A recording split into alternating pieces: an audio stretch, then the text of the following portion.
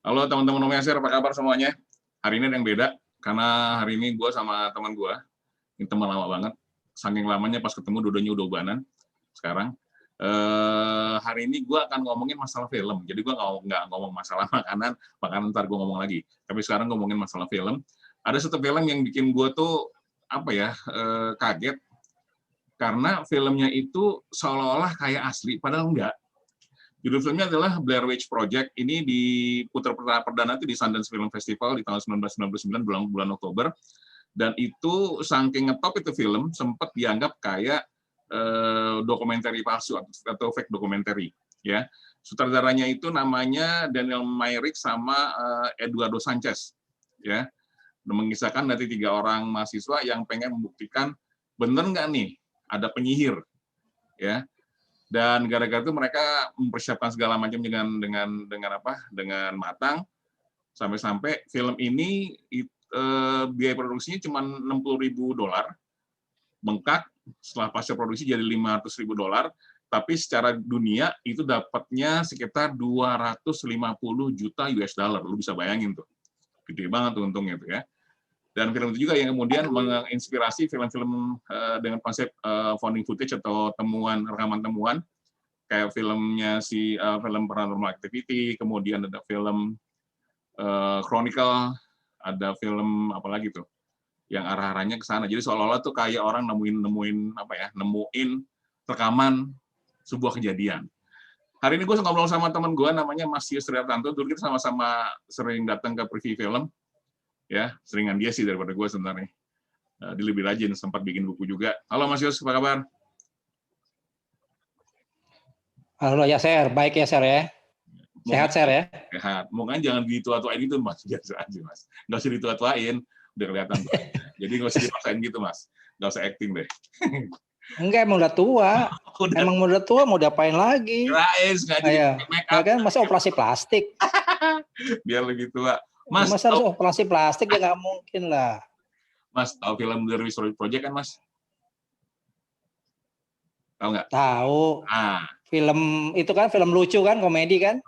Film lucu. Enggak lah, itu film horor. Komedi. Tahu. Iya, film kungfu itu. Ya elah, kungfu lagi. Film horor, Mas. Pendapatnya Mas tahu tentang film horor ya. Ya, pendapatnya gimana Mas tentang film itu, Mas? Ya, film apa namanya yang boleh dibilang fenomenal ya. Karena menemukan rekaman ya. Rekaman sebetulnya gini, bukan sesuatu yang baru juga seperti itu. Film horor itu sebetulnya pada dasarnya mencoba cari celah supaya nakutin penonton gimana caranya. Ya. Hanya kemasan aja. Yang pada akhirnya adalah apa? Mitos. Ya kan? Hanya cerita sekadar pengantar tidur. Kita banyak kan lihat kayak urban legend ya kan? Ya. Kayak misalnya Rumah Kentang, kalau di Indonesia ya Rumah Kentang, atau Jembatan Casablanca, kolong ya. Terowongan Casablanca maksudnya. Nah, terus apa? Itu cuma sekedar cerita-cerita mitos yang tidak ada wujudnya. Ya kan? Begitu juga di film Blair Witch Project ya. Itu saya ngelihatnya ini dengan gaya dokumenter. Ya, wah menemukan suatu film, jadi seperti film dokumenter gitu. Padahal enggak. Ya kan? Ya sekadar cuma hanya dengan sisi lain aja, dengan cara pandang yang beda aja bener ya. Share kayak seperti itu. Kalau untuk film ini ya. Ini sebenarnya kan kalau boleh jujur sih ini bukan film pertama yang angkat konsep kayak gini kan ya. Karena dulu ada namanya Roger Deakins, film Cannibal Holocaust tahun 80-an kalau nggak salah tuh, ya. Iya, betul, itu tahun 80 itu, ya. Cuman memang yang agak berasa yang Blair Witch Project ini kali ini Mas, yang paling berasa. Ya kalau gini, sukses film horor itu bukan horor aja, semua film ya, genre semua ya, itu akan diikuti oleh film-film lainnya yang akhirnya memunculkan sequel, ya kan? Seperti Paranormal Activity kan? Ya, betul. Ya kan seperti itu kan? sampai berapa seri gitu ya drama. Nah, begitupun juga berapa film, tapi dia sudah tidak terjebak, hanya mungkin dibikin ulang ya kan. Kebanyakan seperti itu filmnya dibikin remake ya, supaya apa? Ya tetap ujungnya adalah apa? Untung, cari untung. Ya. Nggak ada yang lain. Gitu. Ya namanya juga film kan tontonan. Iya emang. Ya kan? Film itu kan cuma hiburan. Ada yang mau ditakuti, ada yang mau dibuat tegang, ada yang ingin dibuat ketawa. Ya tergantung aja, semuanya itu kan apa ya, yang ada di dalam tubuh manusia, yang ada di dalam diri manusia. Ada yang bikin orang tertawa, menangis, ya sedih. Semuanya kan itu ada punya segala genre, ya kan? Ada senang juga lihat orang berantem seperti film Mandarin Kungfu kan, senang banget lihat orang berantem, ada balas dendam seperti itu. Itu laku dari dulu. Begitu juga film horor dengan gaya yang seperti itu, film sadis ya, kayak Show itu filmnya sadis tuh kan? Ya, betul. Di dalam satu ruangan orang mencari jalan keluar kan, bagaimana caranya itu ya. Seperti itu. Ya, pada dasarnya film horor sebetulnya bukan sesuatu yang membosankan ataupun yang jelek misalnya, tapi ada aja. Karena film serem, film horor, film thriller, ya suspense thriller beda-beda emang sebetulnya sih. Ya kan genrenya ada subgenrenya kan. Iya betul. Bener nggak? Ya kan? Betul. Ya kayak film ini I Know What You Did Last Summer ya kan. Ya, betul. Itu kan juga atau Scream ya kan. Dia juga ada sequelnya. Nah, itu tentang film thriller kan, bisa tegang gitu ya. Mencoba untuk tegang seperti itu. Nah, kalau untuk film ini memang bentuknya beda ya. Karena tadi disebut adalah found footage ya. Ya, found footage. Rekaman temuan. Di mana temuan yang boleh dibilang pada saat itu ya berbeda gitu sudut pandangnya, perspektifnya. Cuma memang film Blair Witch Project ini dianggap film yang paling banyak ditonton. Ya kan? Dibanding yang sebelumnya, yang awalnya, yang perdananya gitu loh. Yang tadi Holocaust itu kan. Ada sosok namanya Peter Turner, dia nulis tentang Blair Witch Project, dia bilang gini, itu Blair Witch Project sebenarnya naik gara-gara momennya pas. Karena apa? Karena tahun 99 itu kan yang keluar juga itu adalah The Mummy, kemudian ada The Haunting sama The Sixth Sense-nya Bruce Willis. Ya, semua di tahun yang sama. Tapi kan tiga-tiganya menggunakan pendekatan CGI, pakai computerized. Iya, betul. Kalau dia kan sama sekali enggak nih. Jadi kalau mau di-compare nih antara film Blair Witch Project sama tiga film tadi, Blair Witch sebenarnya under banget nih. Kenapa? Kualitasnya jelek, angle-nya lari gitu kan. Cuman kan memang karena didorong sama ini found footage loh, ini rekaman temuan loh. Lu jangan berharap angle yang bagus karena kan ini temuan. Ini dokumenter meskipun yang ujungnya jadi dianggap sebagai fake dokumenter. Setuju nggak Mas Bonis? Sebenarnya lebih kepada momennya pas keluar jadi ini bisa meledak. Iya setuju aja ya. Saya pernah baca ya ulasannya ya. Setuju aja. Tapi gini juga, film Blair Witch Project itu mempunyai daya tariknya sendiri. Tanpa harus ada kehadirannya The Mummy ya kan. Terus kemudian yang lainnya ya. Itu walaupun dipakai CGI, memang pada saat itu memang seperti juga ada Titanic segala macam itu kan Independence Day ya kan. Itu termasuk juga yang menggunakan teknologi digital. Nah, sebetulnya film horor itu apapun juga dicari, ya akan ditonton.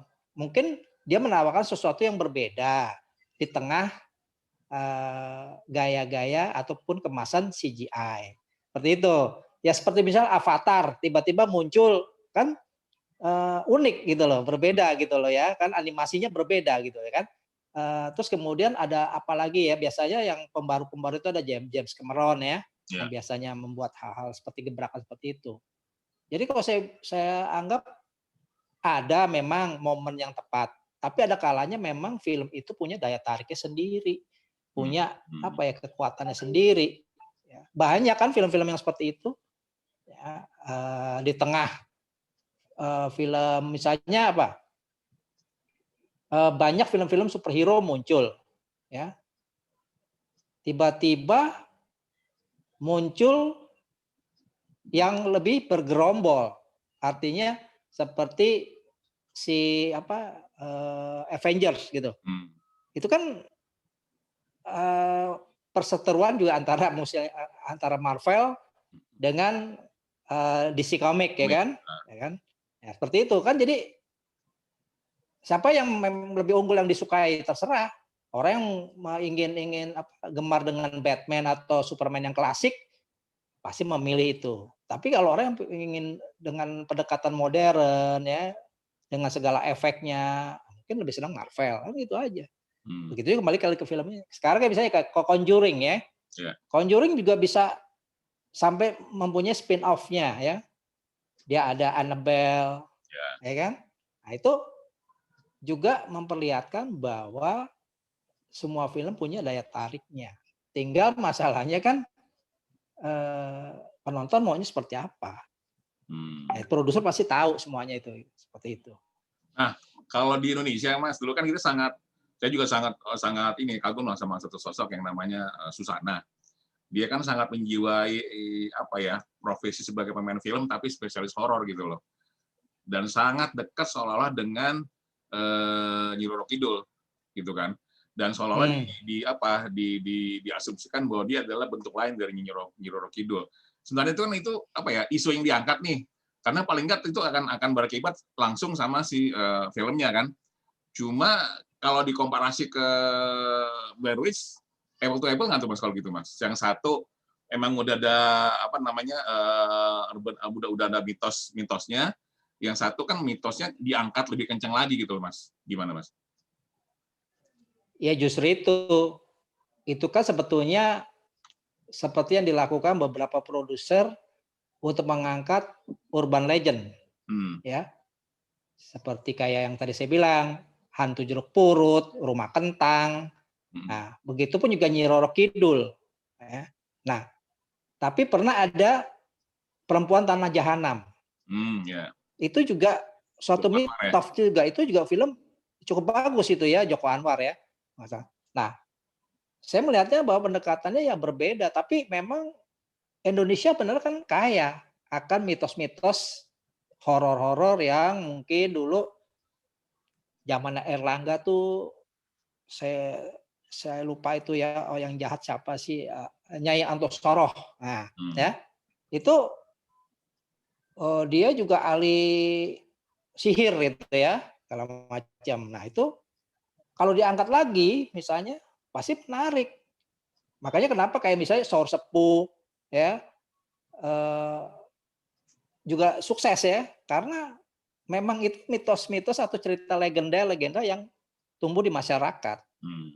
Nah, walaupun kita tidak pernah tahu secara pastinya, nggak usah gitu. Kisah tentang kerajaan deh Majapahit. Sampai sekarang aja masih banyak versi. Ya. Ada yang berdasarkan Pararaton, dari Babatana Jawi, ya kan, dan segala macam temuan-pertemuan inskripsi ya, ataupun boleh yang saling berbeda gitu ya. Nah, tapi tetap arkeolog dan sejarawan tetap berpedoman pada apa? Negara Kertagama, karena kitab itu ditulis berdekatan dengan peristiwa. Ya. Nah, kalau misalnya kita balikan lagi, apakah itu benar atau tidak? Ya kalau sebuah film kan kadang-kadang ya dia mau fiksi, mau yang realita, dan film apapun tidak pernah merepresentasikan realitas. Tetap dia merekonstruksi, gitu loh ya. Jadi ya masalahnya tinggal dekat. Makanya kayak misalnya hantu jeruk purut lah atau segala macam yang sifatnya ada pocong lah, pasti laku, tapi pada masanya. Sekarang mungkin udah tidak lagi seperti kayak sekarang film yang kita bahas ini, itu juga belum tentu di saat ini orang akan nonton. Karena sudah terbiasa ya dengan hal yang lain. Mungkin Conjuring juga sekarang mungkin udah mencapai klimaksnya ya kan? Akan berganti lagi gitu, biasanya gitu. Ya, trennya selalu begitu. Berarti kalau kita mau bikin film horor lagi, kita butuh jagoan baru dong, Mas. Ya, kita nggak bisa lagi jual Nyi Roro Kidul, nggak bisa jual lagi Hantu Jeruk Purut, nggak bisa lagi jual Jembatan Ancol. Bener nggak? Iya, bener. Karena gini, banyak beberapa kali kan di remake ya, dibikin ulang lagi, tetap aja tidak ngangkat istilahnya ya. Seperti yang film apa namanya tuh bernapas dalam lumpur atau beranak dalam kubur itu kan, saya lupa itu ya, dibikin ulang lagi ya, walaupun berhasil ya kan, tapi ya itu tadi seperti tidak ada lagi cerita yang lain, padahal banyak yang belum digarap gitu loh, film-film apa mitos-mitos yang seram itu banyak yang belum digarap. Nah, keterbatasan kalau di sama kayak gini nih kalau pikirannya ketika zaman masih Batman masih sendiri, Superman masih sendiri, teman-teman kan sempat ngabis review tuh langsung ngomong, ini si Hollywood udah mulai puyeng, dia mesti bikin jagoan baru nih. Ini lama-lama Batman sama Superman diaduin nih, ternyata benar kejadian kan. Hal-hal yang tadi selama ini ngomong sendiri-sendiri diaduin, kemudian Alien versus Predator gitu kan. Karena mereka udah mesti diadu nih, kalau enggak mereka nggak bisa lagi jualan, karena kalau jualan hal yang sama orang nggak akan makan. Begitupun di Indonesia. Mas, misal ternyata kita pengen bikin sebuah urban legend baru, kira-kira yang mana Mas yang belum digarap? Sebetulnya nih Nenek Gerondong udah, ya kan? Terus Nenek Gayung juga udah, ya. Sekarang Nenek Sower kan yang belum. Apa? Nenek Sower yang belum. Nenek Gayung udah, Nenek Sower belum. Ya kan yang modern. Sama Nenek Betap. Benar nggak? Iya sih. Iya. Berarti Pak karena mesti bikin pendekatan sama kayak si Myri sama si Sanchez kali ya. Dia kan soalnya bikin filmnya, bikin websitenya, terus ngangkat lagi tuh bahwa Blair Witch Project tuh gini loh. Ada 3 orang mahasiswa yang bikin dokumenter ternyata mereka hilang loh, ini catatannya. Jadi seolah-olah dibikin tuh bener gitu loh. Mungkin perlu dibangun dulu itunya, baru kemudian bareng sama filmnya. Seperti saya terakhir ngomong sama Pak Chan Parwes waktu itu kan, waktu kita peluncuran buku berdua itu. Dia bilang gini, kalau film mau bunyi, biaya promosi harus 2 kali biaya produksi. Jadi kalau lu bikin film 5M, biaya promosi paling nggak 10M. Dan itu terjadi itu. Karena Warkop Reborn itu biaya produksinya 10, biaya promosi 15. Totalnya dapatnya pendapatan itu di sekitar 200 jutaan lebih, hampir 250 juta kalau nggak salah. Dengan penonton 6 juta lebih di seluruh Indonesia. Mungkin kita mesti bikin itu dulu kali ya. Jadi barengan tuh antara si medsosnya bangun awareness-nya, baru luncurin filmnya. Tapi dengan kondisi Indonesia begitu kemakan nggak sih Mas sebenarnya? Apa beda sama budaya sama kultur yang di Hollywood sana? Keterbatasan sineas Indonesia, terus terang aja, jujur saja, bahwa kita keterbatasan dalam soal kecanggihan sound effect. Ya. Misalnya visual effect, ya, sound effect, terus kemudian special effect, ya. Itu kita kadang-kadang menghindari yang kayak gitu-gitu. Begitu juga tentang bisa setting sejarah, ya. Pasti selalu ambil daerah-daerah yang mungkin rumahnya kuno, padahal tidak sesuai. Misalnya bangunan yang ada di Semarang, ya kan, atau bangunan yang ada di kota atau di Jatinegara kan menyentuh tentang perumahan pecinan itu. Tapi tetap tidak cocok mungkin sama tahunnya, ya. Mungkin dia dibangun tahun 1800, tapi kejadiannya pada tahun 1500 susah. Ya kan? Nggak usah gitu. Kita mau bikin film Majapahit juga susah kok. Banyak yang terpendam kok semua situs-situsnya. Walaupun belakangan sering ditemukan kayak situs Kumitir, Sumber Beji, ya, yang rata-rata di Jawa Timur semua. Ini memang lagi ini. Nah itu bisa diungkap. Ya, sebetulnya banyak mitos-mitos itu. Seperti tadi yang saya katakan yang di zamannya Erlangga itu, setahu saya belum, dan beberapa juga dari bukunya Pramudia Nantatur kan juga menceritakan tentang itu juga, ya. Banyak hal-hal yang bisa digali. Seperti gini deh, bicara tentang Jalan Raya Denles atau Jalan Raya Pos yang ditulis oleh si Pramudia Nantatur. Kan nggak pernah dibuat filmnya misalnya, yang ternyata akhirnya apa, Ser? ternyata Daimler sudah membayar upah kepada para pekerja. Nah, tapi tidak sampai. Nah, itu kan bisa diungkap. Nah, bisa jadi dibumbui dengan hal-hal yang horor, yang mistik, ya kan? Bisa jadi seperti itu. Kenapa enggak, ya kan? Ya, sama itu tadi setting.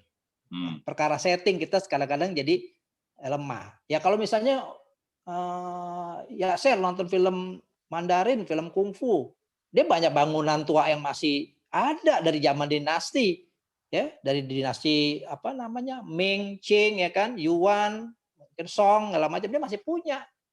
Kita baru yang baru aja lah, nggak usah jauh-jauh, keraton, ya. Kita punya baru keraton apa? Keraton Solo, ya, Jogja, sama Jogja. Sedangkan selebihnya nggak ada. Ya kan? Kerajaan Pajang kita juga udah, kerajaan apa Solo yang baru, Mataram yang Islam yang di Kartosuro udah nggak ada, udah hancur. Semuanya serba sulit kalau kita mau buat. Kayak waktu itu pernah saya nonton film apa? Yang Remi Silado buat tuh novelnya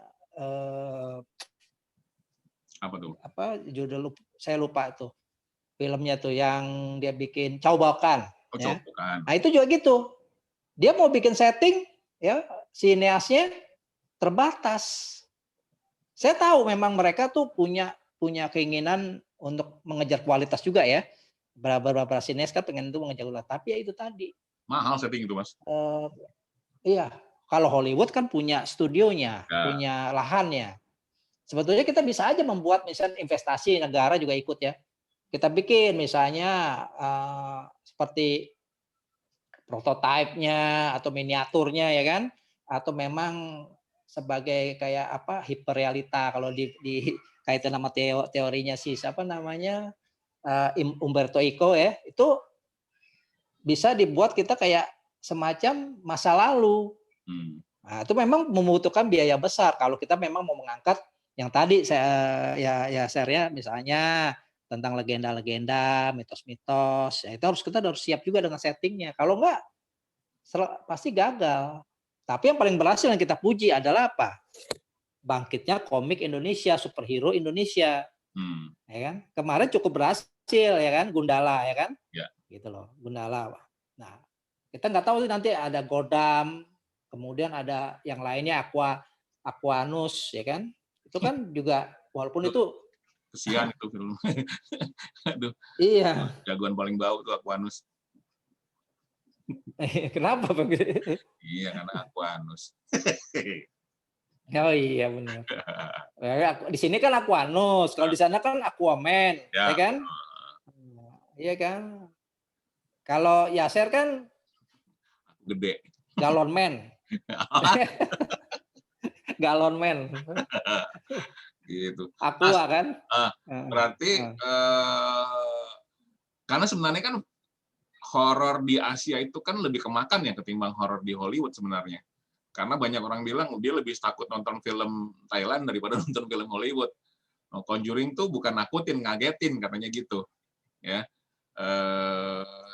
Berarti Indonesia juga mungkin bisa niru gayanya Thailand atau mungkin Indonesia punya gaya sendiri. Gimana, Mas? Jujur ya, pendapat Yaser ada benarnya juga tadi. Karena apa? Saya pernah nonton film Layar Tancap waktu SD. Saya nggak berani pulang. Habis nonton film Mawarimba. Bener, Leni Marlina. Saya inget banget tuh, filmnya jadul banget emang kan. Saya masih SD waktu itu kan. Film Leni Marlina. Pokoknya saya masih kecil ya. Saya takut itu. Karena apa? Di film itu ada pohon pisang, ada pohon paya, ada segala macam. Nah, saya ketika menuju pulang juga ada sama, ada pohon pisang. Jadi benar tadi ya pendapat Yaser, seperti Thailand tuh nggak jauh beda dengan kultur kita kan, gitu loh kan, budaya kita kan tidak jauh beda gitu loh, ya kan. Makanya bisa dibuat seperti itu. Dan Thailand memang film horornya serem, saya terus terang di Eye kan, seperti itu juga saya takut juga tuh saya. Terus begitu juga yang film apa yang tentang fotografer yang tiba-tiba di atasnya ada makhluk kan ya di sini ya, di lehernya ya. Yang saya lupa itu judulnya tuh, saya udah lama. Iya betul. Terus itu juga kan bagus juga gitu loh, artinya berbeda. Ya ada imaji juga, Thailand, Korea, Jepang tuh juga kalau bikin film Ya, horor hebat juga kan. Kayak Ju-won ya kan itu juga betul. serem juga. Dan beberapa film-film dari Asia, Hollywood ya yang seperti tadi yang saya singgung kan, diangkat. Ya, Begitupun juga sebenarnya film Indonesia bisa juga seperti itu bisa diangkat. Ya tinggal tinggal apa ya, antusias penontonnya itu bisa nggak secara dunia kan gitu aja. iya sih. Karena saya juga ingat banget Hollywood bukan baru-baru aja kena ambil film Asia. Ingat banget dulu zaman film Seven Samurai dia bikin kan Magnificent Seven kan, yang Sana Samurai yang ini kok Iya, sampai 2 kali malah kan. Jadi sebenarnya iya. fine-fine aja kalau ambil film dari Asia kemudian di remake sama dia gitu. Terakhir Mas, kalau misalnya dikasih duit gede nih Mas Yus, disuruh bikin film, mau mengangkat urban legend apa yang belum sempat dilihat sama orang-orang? Ya saya bikin itu yang apa, sihir-sihir zaman dulu itu. Apa tuh misalnya? Yang saya sihir zaman dulu, kesaktian-kesaktian zaman dulu, ya kan. Kalau misalnya di Sangkuriang sudah diangkat, Ya. ya. Misalnya karena gini, sejarah sama mitos lebih dulu mitos dulu.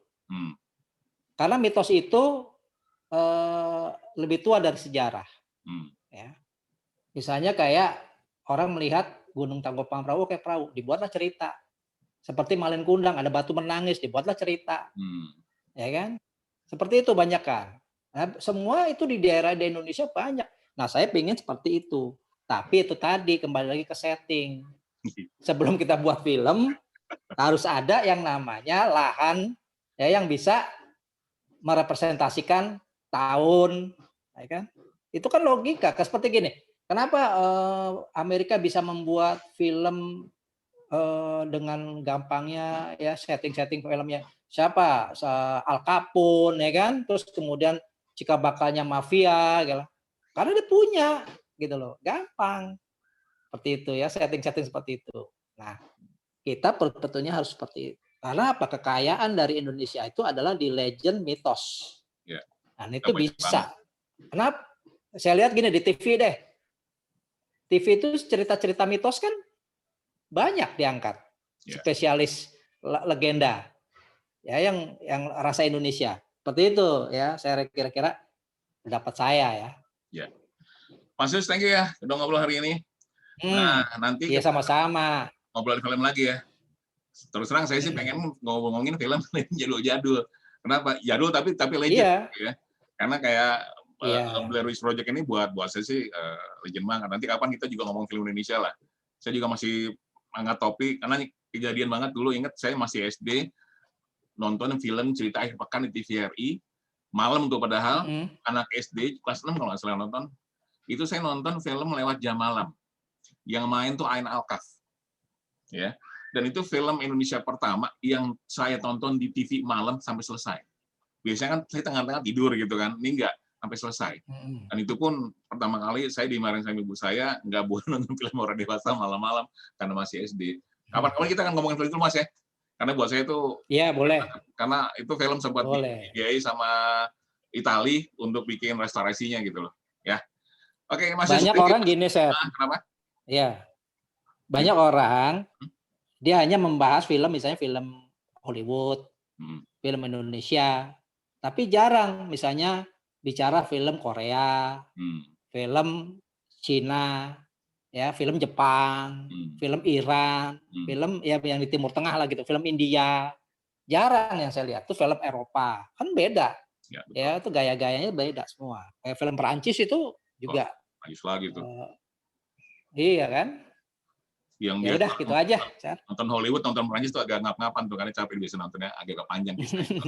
Oke, Mas Yus, thank you Mas ya. Ya, sama-sama, Sir.